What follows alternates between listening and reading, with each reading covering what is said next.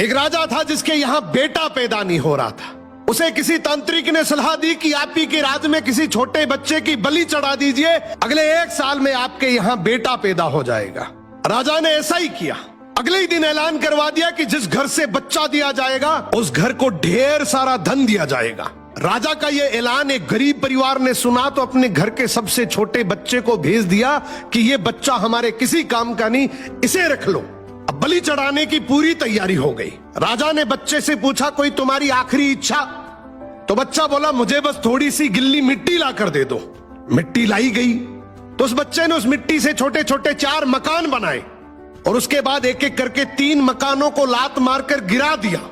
एक को रहने दिया और उसके सामने हाथ जोड़कर दुआ की और राजा को बोला, अब मेरी बलि चढ़ा दो। यह देखकर राजा को बड़ा अजीब लगा। वो डर सा गया कि शायद बच्चे ने कोई तंत्र विद्या की हो। उसने बच्चे से पूछा, तूने ये क्या किया था? तो बच्चा बोला, पहला मकान गिराया जो मेरे माँ बाप का था, जिन्होंने सिर्फ पैसों के लिए मुझे बेच दिया।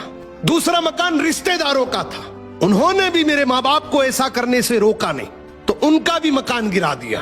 तीसरा राजा जी आपका तो काम है लोगों की रक्षा करना, लेकिन आप भी अपने लालच के लिए रक्षक से भक्षक बन गए।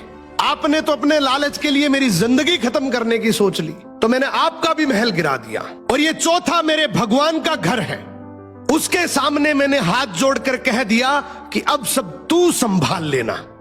राजा ने बच्चे की बात सुनी तो आंखों में आंसू आ गए और गहराई से सोचा कि किसी हंसती खेलती जिंदगी को खत्म करके मुझे बेटा मिल भी गया तो मेरे किस काम का, क्योंकि मेरे राज में न्याय की भूल हो सकती है लेकिन उस ऊपर वाले की डायरी में गलती की कोई गुंजाइश नहीं है। राजा ने रोते हुए बच्चे को गले लगा लिया और बोला, आज से तू ही मेरा बेटा है। इस कहानी का मतलब है कि दुनिया के सामने झुकने से कुछ नहीं होगा, क्योंकि दुनिया अपने मतलब के लिए कुछ भी कर सकती है। झुकना है तो उस भगवान के सामने, जिसके सामने झुकने से तुम्हारा कोई कुछ नहीं बिगाड़ सकता। समर्पण करना है तो उस परमपिता परमेश्वर को करो।